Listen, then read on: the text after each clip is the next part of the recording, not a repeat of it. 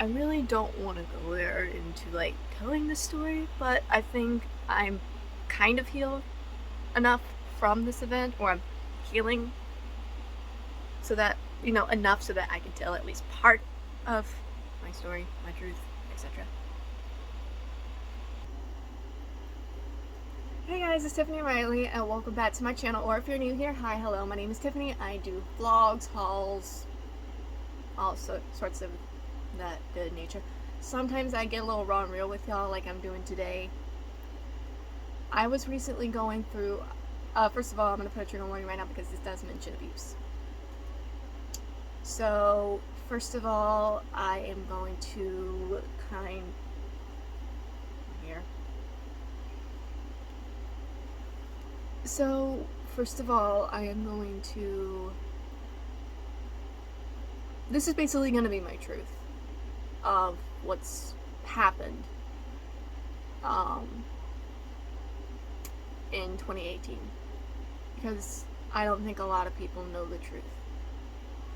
Last time I tried to share about what happened in 2018, I was I think 22 or 23, and I was living with my roommate's mother at that time.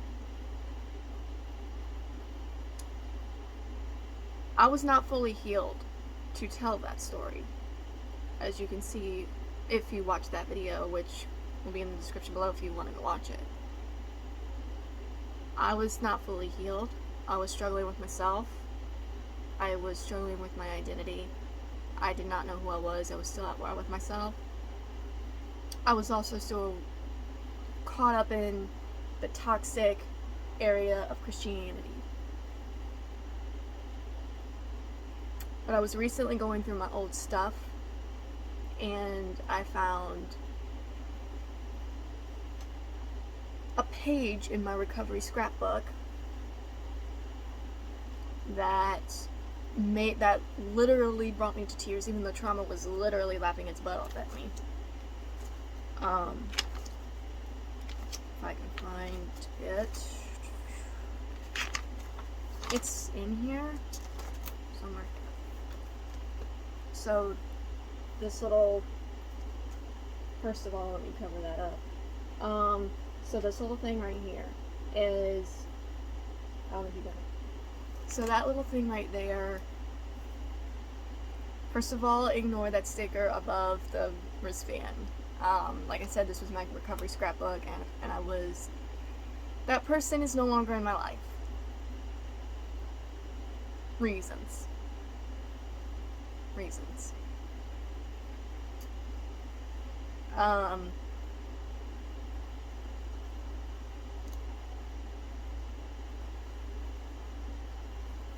Like I said, a lot of people don't know what truly happened. And I think I'm at a place now where I'm mainly healed from that particular trauma.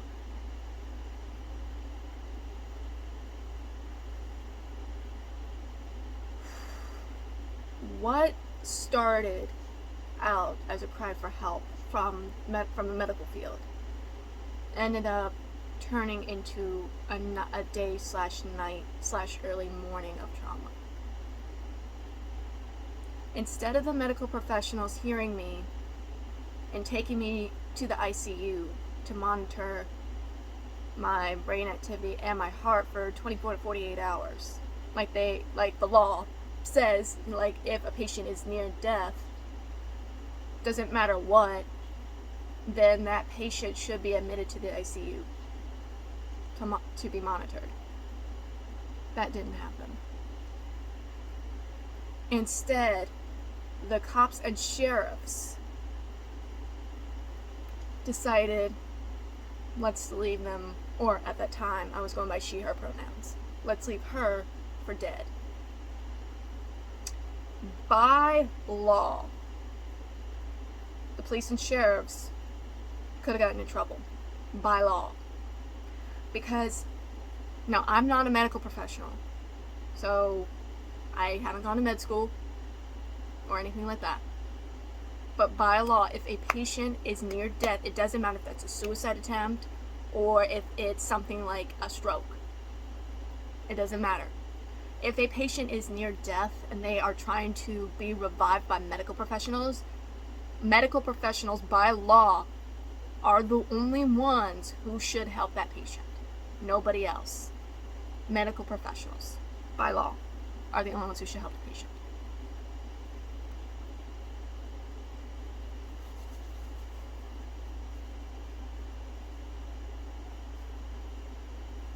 I don't know what they gave me that night, but I was told that I had taken 7 Xanax, and my blood sugar was at a dangerous 57 because I had nothing to eat that day,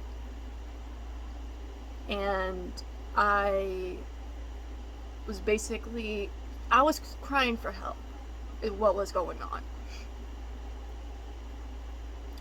I remember I was back at the War House. I had told my mom my child at home. I had asked my mom if she could take me back to the house because we were with our roommate at the time, taking her dog for a bi-yearly checkup.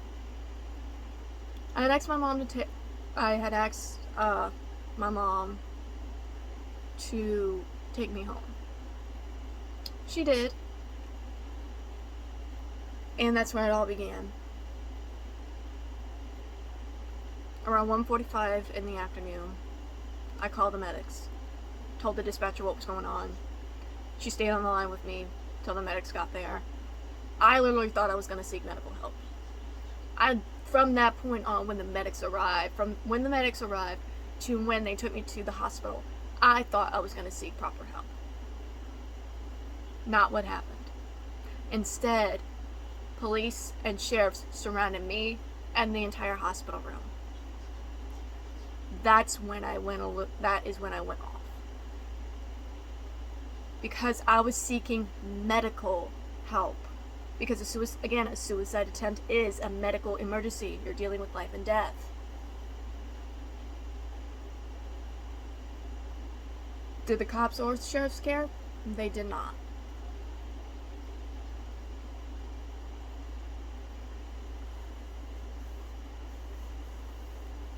I had stayed in that emergency room for 14 hours, and I believe the legal limit is, I think, either 4 or 8 hours. The cops and the sheriffs wanted me to go crazy because they didn't care if I had died that night while in the supposedly care of the medical professionals, which I was seeking help from.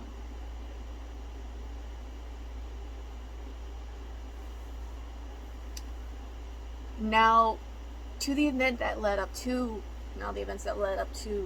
Faithful Day is what I call December 13th, which is Faithful Day. That's what I call it. Because my God was faithful enough to come and rescue me, to hear my cry for help when nobody else did. Hence why I'm here today. I should be dead.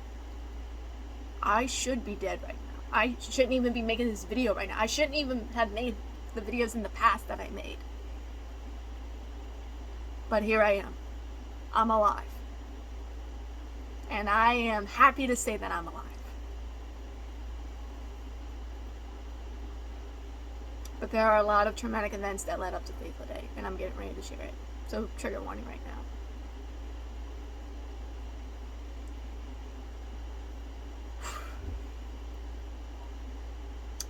I was raised in a cult.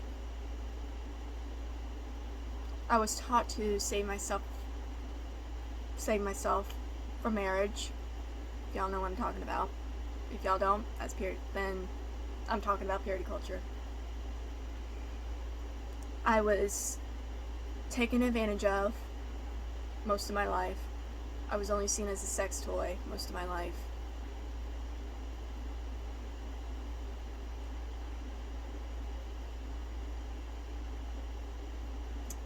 I had sex with somebody at the age of 12, even though I didn't know what sex was, which led to me getting sexually harassed at my old church and molested to the point of almost probably even an attempted rape from my ex-partner from high school while we were dating senior year.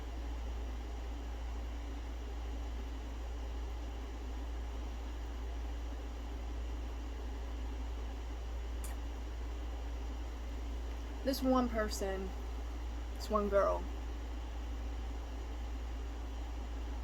and her circle, I don't even have any contact with her anymore at all.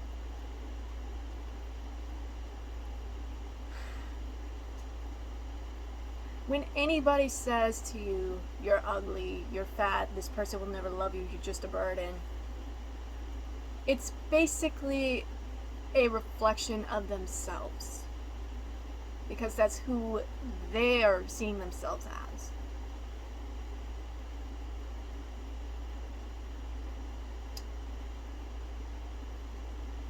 They also said a lot of personal stuff to me, to which I am not going to say in this video. One, it's too triggering, especially if you're a sexual assault survivor. And two, I'm respecting her privacy, even though she does not deserve respect.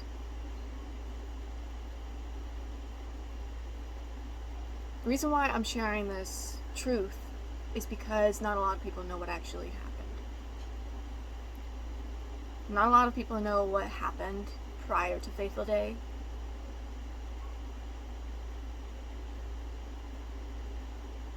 I mainly blame it on religion. I mainly blame it on the church. I mainly blame it on Christianity. Because I had forced Jesus onto other people. Had I not done that, Faithful Day probably wouldn't have even happened. And I probably would have been able to handle the suicidal thoughts better than I did. But I was at war with myself. I didn't know truly what my sexuality or gender identity was up until the last 2 years.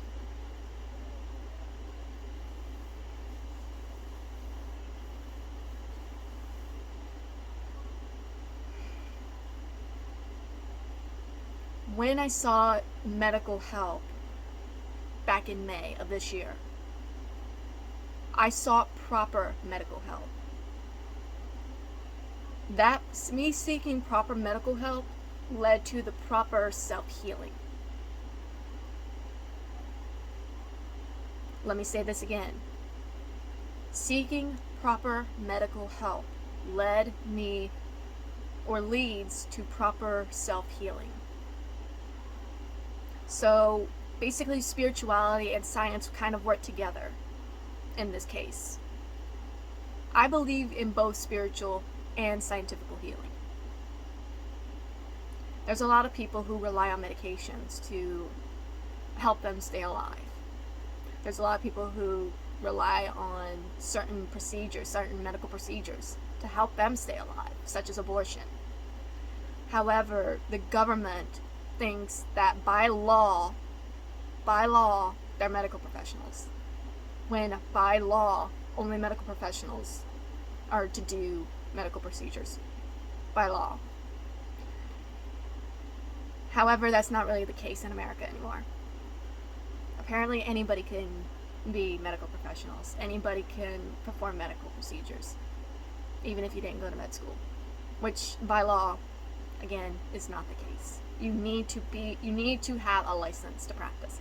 You need to have gone to medical school in order to do those certain medical procedures. You also have to work with your patient, because there are certain procedures done that are uncomfortable with the patient. And I know that I'm going off topic with this, but just the healer in me just kind of basically point of this video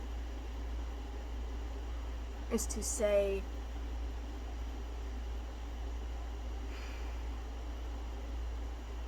I'm alive. And I may be in a place right now that I don't like and that I don't really consider home. But I do have a God and a spirit team that's watching after me. That I'm being divinely guided and protected. Divinely guided and protected.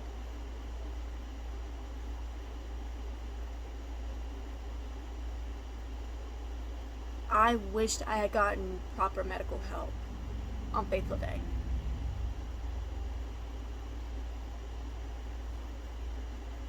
You know, sometimes it's good to even lose family too.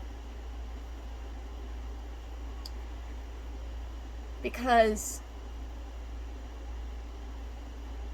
you know, some people only will get, throughout your healing journey, some people will only get the unhealed version of you.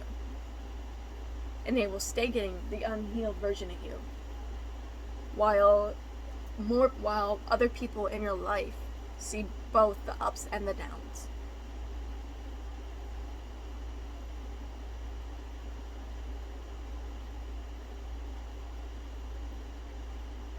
A lot of people don't know what happened, what truly happened in 2018. I'm here to tell you my truth. I'm a cult survivor.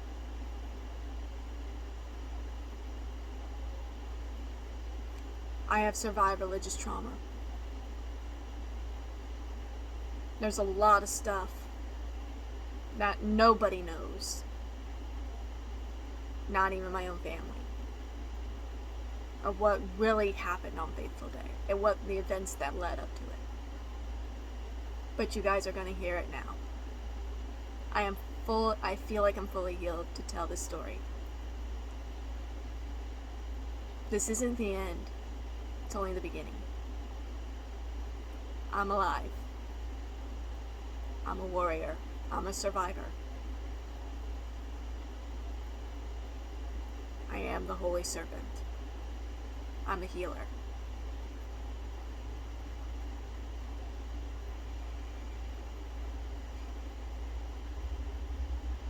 This is only the beginning. Much more to come.